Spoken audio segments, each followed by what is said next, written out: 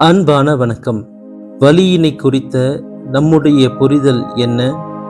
No pain no gain என்று ஆங்கிலத்தில் ஒரு பழமொழி உண்டு.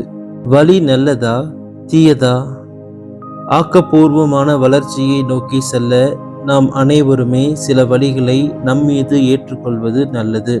வாழ்க்கையில் முன்னேறி செல்ல சில வலிகளை நாம் விரும்பினாலும் விரும்பாவிட்டாலும் ஏற்றுதான் ஆக வேண்டும். உங்களை வாழ்க்கையில் முன்னோக்கி அழைத்து செல்லக்கூடிய அனைத்து வழிகளும் நல்லதுதான். வாழ்க்கையில் உங்களை பின்னோக்கி அழைத்து செல்லும் அனைத்து வழிகளும் தீயதுதான்.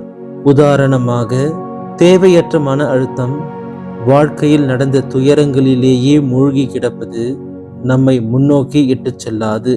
நீங்கள் வலி நிறைந்த சூழலை சந்திக்கும் போது அந்த ஒரு சூழ்நிலை உங்களுக்கு என்ன வாழ்க்கை பாடத்தை கொடுக்கிறது என்று சிந்தியுங்கள்.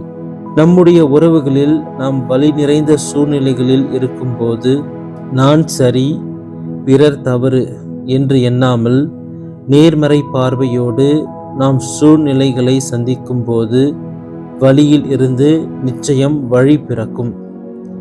நீங்கள் மனம் விட்டு பேசியோ கலந்து ஆலோசித்தோ அல்லது பிறரின் உதவியோடும் பல வலி நிறைந்த சூழ்நிலைகளை நிச்சயம் கையாள முடியும். உங்கள் முயற்சிகள் எதுவும் பலன் கொடுக்கவில்லையா?